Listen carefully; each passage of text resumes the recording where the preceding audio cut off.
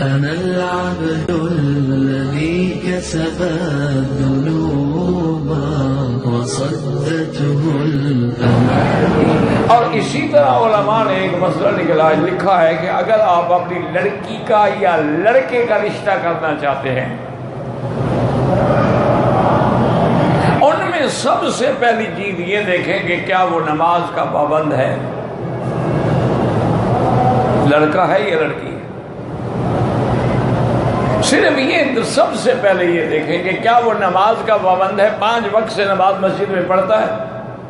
کیونکہ جو آدمی 5 وقت نماز مسجد میں پڑھے، حضور نے فرمایا فَاشْهَدُوا لَهُ بِالْإِيمَانِ، اس کے ایمان کی گواہی دو کہ پکا مومن ہے. اور اگر وہ نماز نہیں پڑھتا ہے یا کبھی پڑھ لی اور کبھی نہیں، تو جو اللہ کا غدار ہے وہ تیری بیٹی کا کیسے وفادار ہو سکتا ہے؟ ہم ان چیزوں کا خیال نہیں کرتے.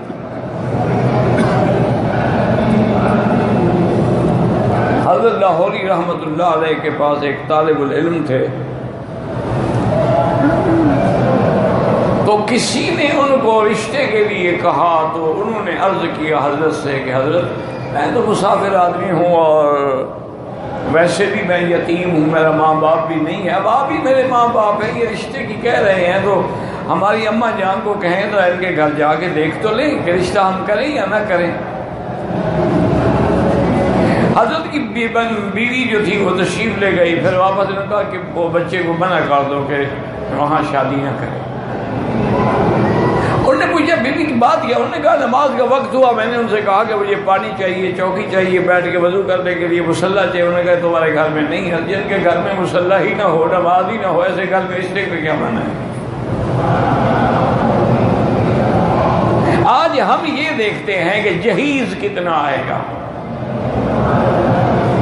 آج ہم یہ دیکھتے ہیں کہ بھئی یہ کسی بڑے آدمی کی لڑکی سے اگر میرا جوڑ لگ جائے بس میں بھی تو شوٹ کروں گا نا مال دولت میں. یہ پتہ نہیں ہے کہ کل تم زندہ بھی رہو گے یا نہیں رہو گے. یا یہ دیکھا جاتا ہے کہ لڑکی جناب بالکل چاند کا ٹکڑا ہے، کل گر جائے، حادثہ ہو جائے، چہرے پہ داغ آ جائے، پھر کیا کرو گے؟ تو اس لیے علماء نے فرمایا ان چیزوں کا خیال رکھا کریں کہ اگر گھر میں بیٹی کسی غیر مرد کے بارے میں تعریف کر رہی ہے تو خطرے کی گھنٹی بج گئی. تو اب جناب دیکھیں نا کہ پھر اس کے فوراً بعد حضرت شعیب نے فرمایا انی ارید ان انکح احدی ابنتی ہاتین علی ان تأجرنی 8 حجج.